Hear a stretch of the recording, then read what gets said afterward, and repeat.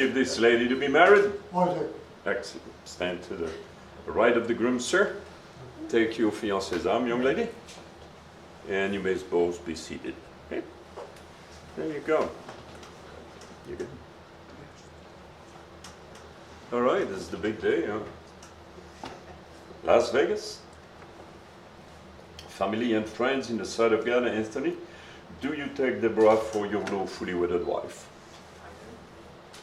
And you, Deborah, do you take Anthony for your lawfully wedded husband? I do. Very good. Good answer. Huh? All right, well, I'm sure you both plan to make your relationship very meaningful and fulfilling, rewarding, you know, rest of your lives. That's the idea, right? Nobody ever gets married with the intention to fail, you know what I mean? So we need a lot of help. We're very complex people. So thank God he gave us an instruction manual to go along so we wouldn't mess up too much. End up miserable. You know, he built us, he knows how we function. Up to us to read the manual and follow his counsel, huh? And judging by the looks of things, not too many people reading the book no more. But anyway, he did that for many reasons, because there are a lot of very important principles to understand about marriage. But there's really only one that you have to keep in mind, only one. A lot of people forget it, even late in life, and all the other principles about marriage, they come out of it. So it's very important. See, there are some very, very deep emotional and spiritual needs inside of you, Anthony, and inside of you, Deborah. You'll never be able to fulfill by yourself. That's why we get married. Eventually, somebody has to do the job. Yeah. And it's when those needs are not filled one by the other that that's how that works. Marriage in a nutshell. Oh yeah. There's a lot in that nutshell. Oh yeah.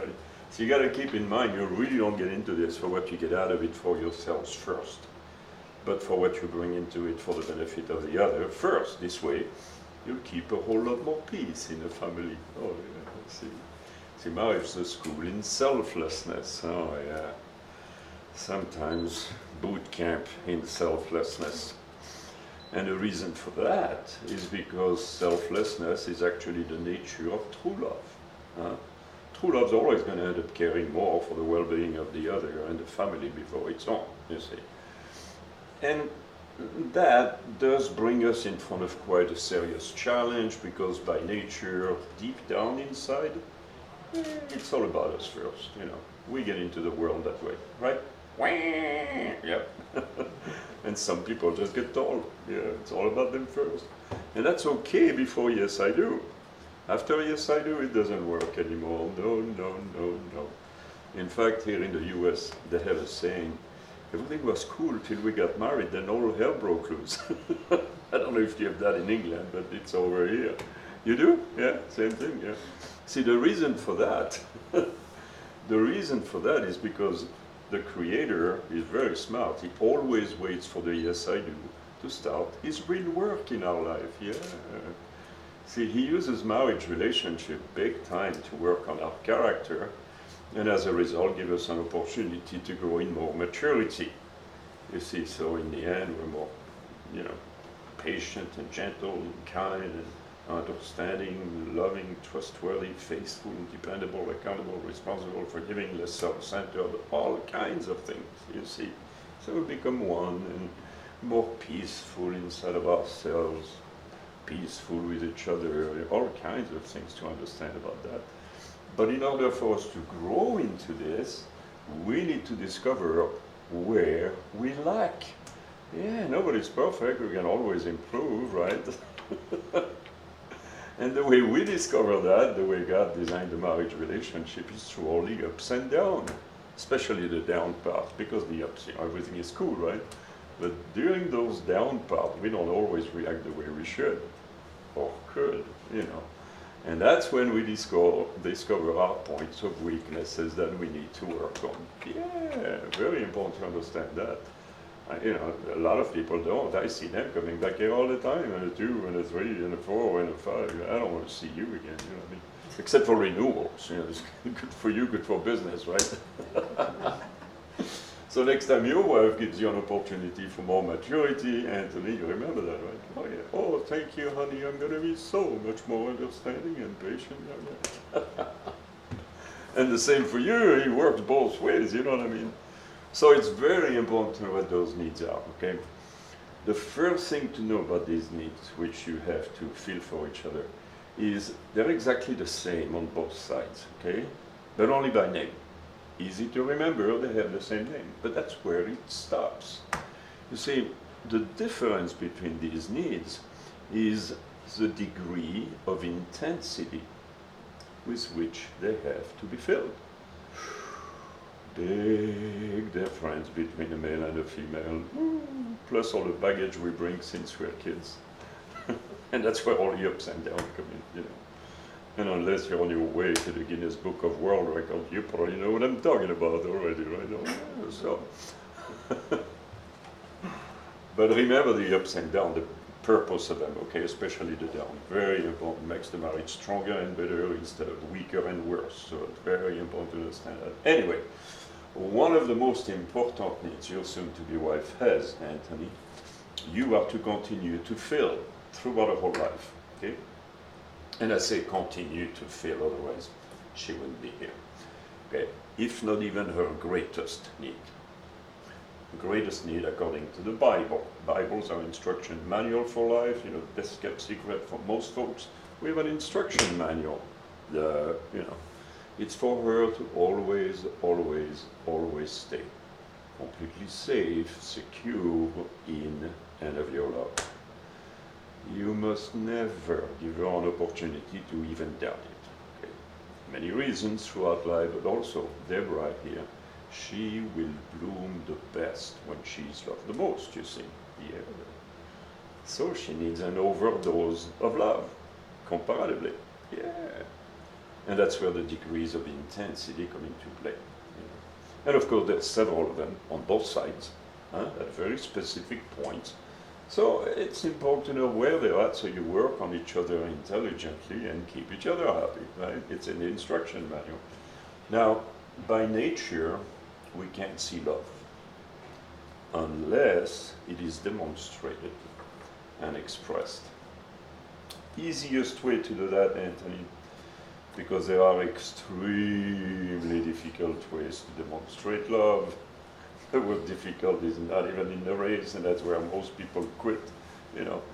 And actually that's why in the Bible it's very clear that true love, underlying true love, is much more based on a decision on our part than to be based on all these mushy and gooey feelings we feel for each other, you know. Yeah, as good as they are, those they have a tendency to fly right out the window sometimes, you know. We don't really feel like loving, you know what I mean? Yeah. So they're not a very good foundation for a strong relationship. But a decision is, we're going to make this work no matter what, right? So very important. Anyway, the easiest way. You tell Deborah every day, not just once, how much you love her, how much she means to you. Simple. And during the year, you buy her gifts. You know, and big ones and small ones, and flowers and jewelry and perfumes and surprise romantic candlelight dinners and 1,000 things, even if it's not a birthday. Especially when it's not a birthday, big points for that. And that goes for you too, young man. So many principles to follow for marriages to succeed. Some much more profound than what I shared here, much deeper ramifications. But it's really only if we'll walk in the ways that God has designed this relationship to function that it'll actually become what He designed it to be, you know, what you want it to be.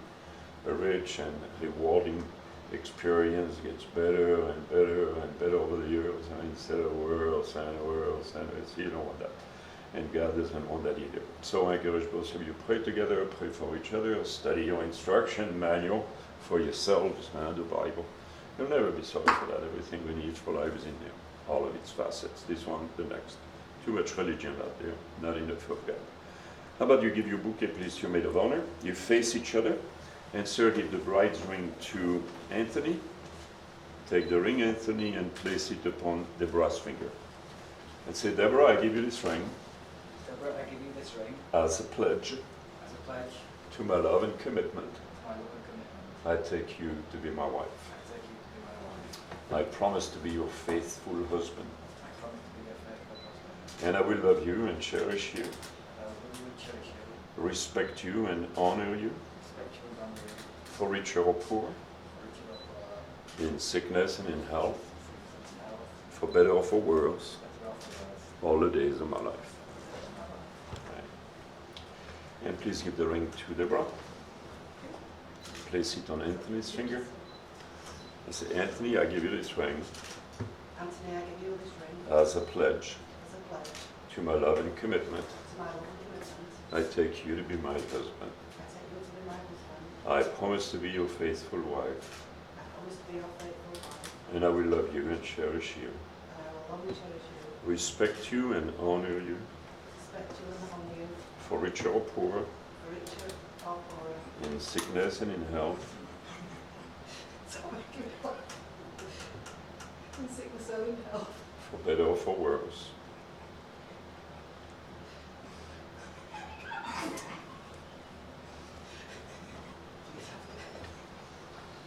Better or worse. all the days of my life. All the days of my life. All right, Anthony and Deborah, after hearing the vows you've exchanged with each other, in the sight of your witnesses, in the sight of God, by the authority given to me by the laws of the state of Nevada, I officially pronounce you husband and wife. You may kiss your bride, sir. Big round of applause for the lovebirds. Bravo, bravo, bravo, bravo.